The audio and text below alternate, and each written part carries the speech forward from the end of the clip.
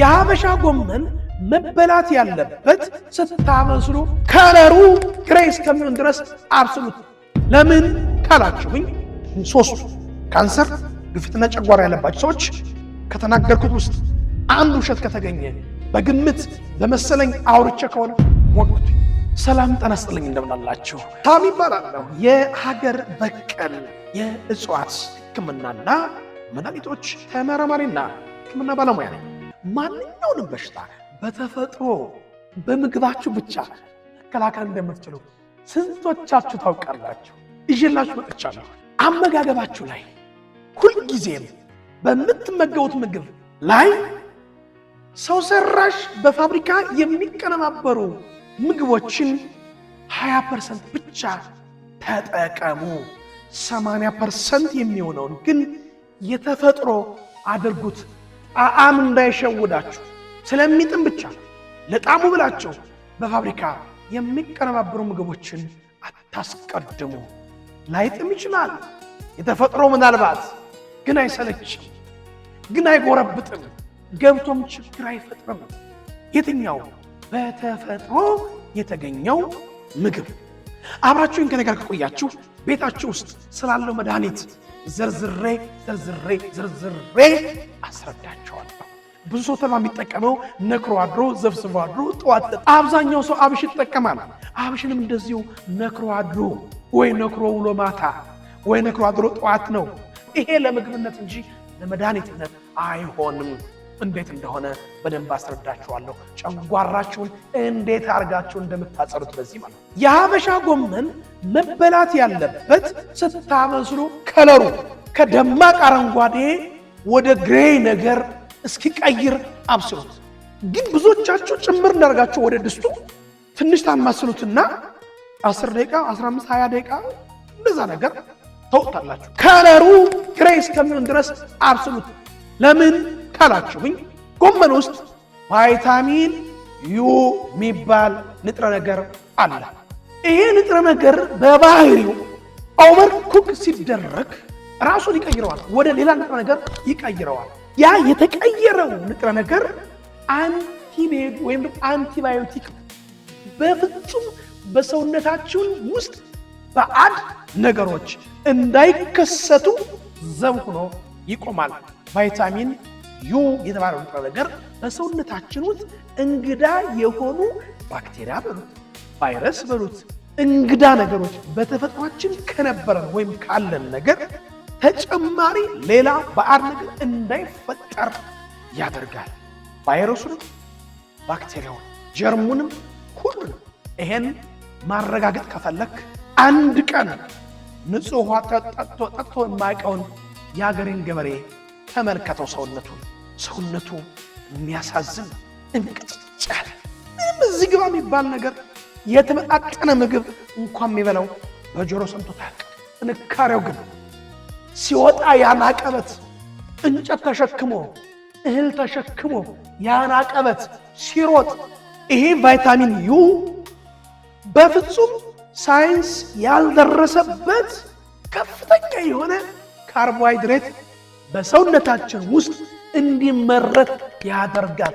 እኛ የተመጣጠነ ምግብ ትሪው ሞልቶ እንመገባለን። ስናቃስት ነው የምናድረው። አንድ አሲድ አንድ ኤች ፓይሎሪ እሱ ግፊት አያቅ ኮላሊት በሉት ኢንፌክሽን በሉት ኤች ምንም በሉት። ይህ ቫይታሚን ዩ በስሎ በሚቀመጥበት ጊዜ በሰውነታችን ውስጥ ምንም አይነት እንግዳ ነገር ወደ ሰውነታችን መግባት አይችልም። ባጭሩ አደገኛ አጥር ማለት ነው። የሀበሻ ጎመን ነው እያወራሁ ያለው።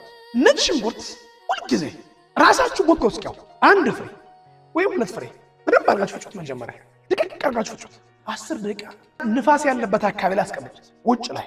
ከ10 ደቂቃ በኋላ እንዲያርወሽ ሻት እንድቻጋችሁ በደንብ ሻት የነካውን እንዲያችሁ ብቻ ወስዳችሁ የሆነ ልብስ ላይ ጨርቅ ላይ ወር ላይ እንዲህ ጥረጉበት። እጃችሁ አድርጋችሁ ሁለቱን እንዲጠብቅ አጣብቃችሁ ይደር እንዲተጣቁ ይደር። ጠዋት መጣችሁ ለማለያየት ሞክሩ። ማስተሽ ማምናለሁ ማስተሽ ወይ ምንድነው ታዲያ እንደዛ የሚያጣብቅ ምንድነው? እስኪ የተመራመራችሁ ሰዎች በዚህ ላይ ንገሩኝ። እስኪ ሳይንሱ ምን ይላል? እስኪ ግባና ሰርች አድርጉ። ጉግል ላይ አንድም ፍንጭ አታገኙም። ምንድነው ያጣበቀው? ምንድነው ያ የሚያጣበቀው ነገር ከየት መጣ? ሽንኩርት ነው፣ ምንም ነገር የለም። 10 ደቂቃ ንፋስ ከመታ በኋላ ያ የሚያጣበቅ ነገር ከየት መጣ? ይሄን ነው ሁልጊዜ ሳይንስ ያስቀመጠውን ነገር እንደ ፈጣሪ ቃል እውነት ነው ብላችሁ አትውሰዱ። ሁልጊዜ ምለው ለዚህ ነው። ቢያንስ 10% ጠይቁ፣ ዋይ በሉ። ቢያንስ 10% ይዋሻልም። ለምን? ሰው ስለሚሰራው ማለት ነው። ኢትዮጵያውያን አባቶቻችን ክብር ይግባቸው። ይህን ጥበብ ይዘውት ለኖሩት ለነሱ ክብር ምስጋና ይግባቸው። እሺ ይሄ ማጣበቂያ ጥቅሙ ምንድነው? እሺ ነገርከን። ስራው ምንድነው? 10 ደቂቃ ውስጥ ንፋስ ሲመታው የሚያፈራው ንጥረ ነገር ሽንኩርቱ በራሱ የሚያፈራው ንጥረ ነገር ከሽንኩርቱ ባህሪ ውጭ ነው። ከሽንኩርቱ ባህሪ ውጭ ነው። እሺ ውጭ ነው ምንድነው? በቀጣይ ቪዲዮ እናንተ ብቻ ለመገረም ለመደመም ይሄን ቻናል ተወዳጁ። ስለ ሀገራችሁ መድኃኒት፣ ስለ ሀገራችሁ እጽዋት፣ ስለ ሀገራችሁ አነጋገር፣ በተለይ የጨጓራ በሽታ ያለባችሁ ሰዎች፣ ካንሰር ያለባችሁ ሰዎች፣ የደም ግፊት ያለባችሁ ሰዎች፣ ሶስቱ ካንሰር፣ ግፊትና ጨጓራ ያለባችሁ ሰዎች ከገጠር እልም ያለ ገጠር ውስጥ ስልጣኔ የሚባል ነገር በሽታው የሌለ ገጠር ቦታ ላይ አስመጣችሁ እሱን ለመመገብ ሞክሩ። ጤፉን፣ በቆሎውን፣ ምኑን፣ ማሽላውን፣ ዘንጋዳው ምንም ይሁን እዛ አምጥታችሁ ለመመገብ ሞክሩ ብያለሁ። በቀጣይ ቀይ ጤፍ የያዘውን ጉድ በደንብ ነግራችሁ የቀይ ጤፍን ጉድ በደንብ አስረዳችኋለሁ። ከእናንተ የሚጠበቀው መከታተል ብቻ፣ ከዛስ መሞከር። እኔም ምናትን እግር በእግር እየተከተላችሁ መሞከር፣ ማየት፣ ማረጋገጥ። ከተናገርኩት ውስጥ አንድ ውሸት ከተገኘ በግምት በመሰለኝ አውርቼ ከሆነ ሞግቱኝ።